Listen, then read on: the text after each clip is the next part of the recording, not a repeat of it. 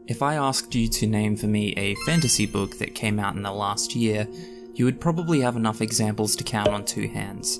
If I asked you to name for me a contemporary romance or drama that came out in the last year, you would probably have even more. And that's fine. But let me ask you something.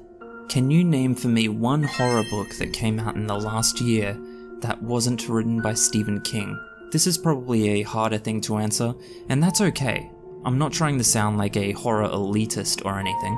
My favourite poem is The Raven by Edgar Allan Poe.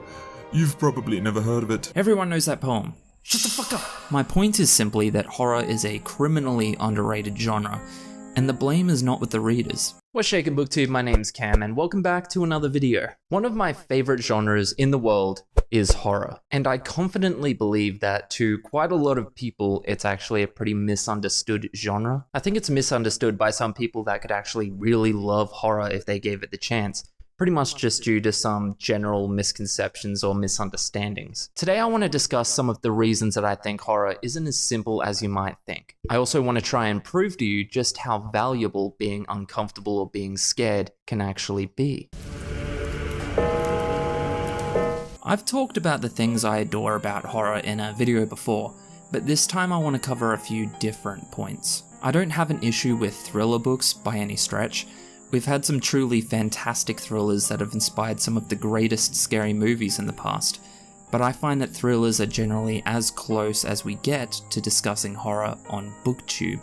At least within the most watched circles, because God knows there are more than enough great creators talking about horror, but more on the fringe of booktube. Upon sitting amidst my mountain of Uber Eats bags, I began to wonder why this lack of horror might be.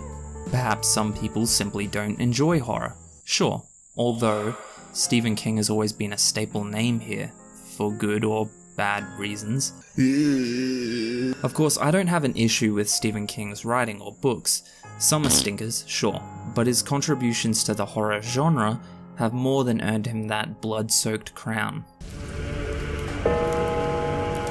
Then I began to think about how many actual horror books come out nowadays, and it led me down a bit of a research rabbit hole. I looked at the various statistics and graphs showing genre sales over the last few years, and I was starting to notice a pattern. Ironically, the absence of horror disturbed me. A lot of the pie charts didn't even include horror in their figures. I used to love pie charts, but not anymore. Then I remembered coming upon a similar revelation sometime last year. I was working on my psychological horror book. I swear to God, I was. And when I was thinking about whether I would self-publish it or query some agents, I decided to check what my options would even be if I were that lucky. What I found is that almost every single reputable and even slightly well-known publisher either didn't publish horror or were indefinitely closed to horror submissions. The word indefinitely having about as much weight as a parent saying they're just going to the store for a pack of smokes. We all know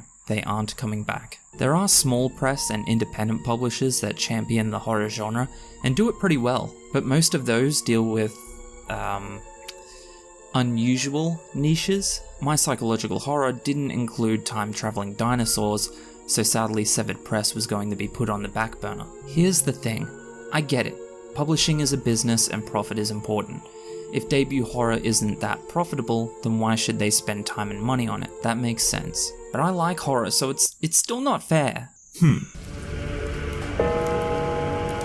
If you know where to look, you can always find a new and potentially good horror read. I'm not saying you can't, by any stretch. My point is simply that it has become monumentally more difficult for breakout authors in the horror genre, in an industry that is already so hard to penetrate.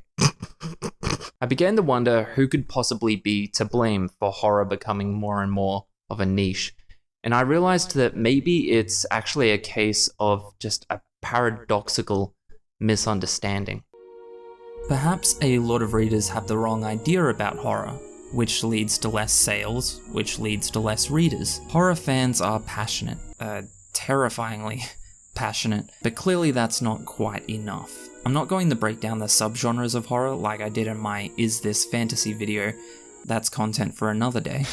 But I would like to give a few bits of insight to anyone who may not be too sure where they stand on horror. I wouldn't blame people for assuming that horror books aren't for them because they are simply shock value or confronting imagery for the sake of temporary spook or just blood and gore. That is the most common visual way to consume horror on screen, so that's a stigma that is carried over to books pretty easily. And some books are like that. Not to say they're bad, but slasher horror exists, most often in the short story form. These stories, and the genre now thought of as creepypasta, are fun sometimes, but they are a type of horror that I think is just reading creeps. They give me the creeps while I read them, but the next day that feeling is gone. True horror, at least to me personally, are the stories that you carry with you for days, weeks, or even longer. The stories that make you look over your shoulder in the dark.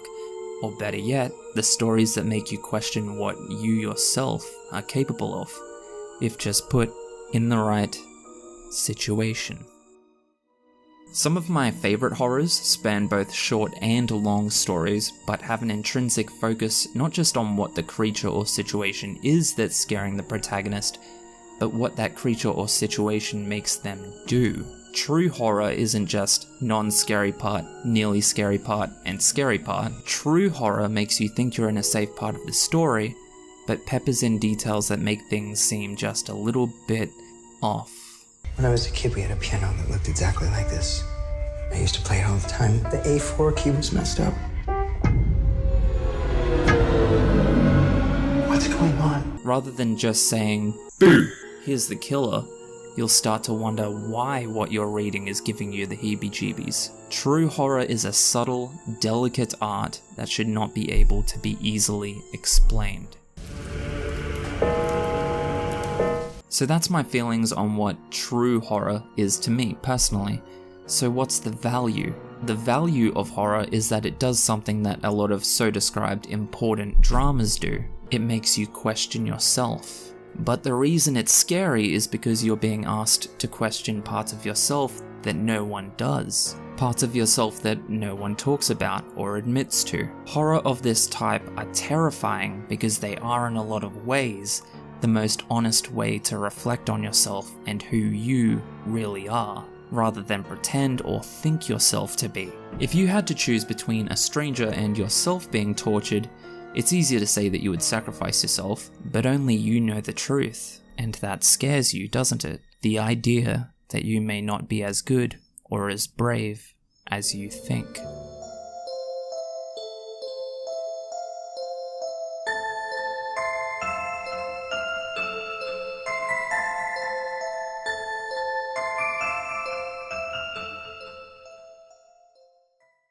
I would love to see more love for the horror genre on booktube and in the publishing industry. But I'm not trying to tell people what they should and shouldn't like either. If horror isn't for you, that's okay. Everyone has different tastes, and horror is very rarely an easy thing to read. My main point with this video was pretty much just to say that horror isn't just blood and gore and swearing and masks made of booby skin.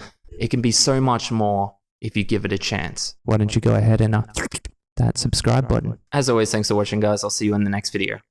Catch ya.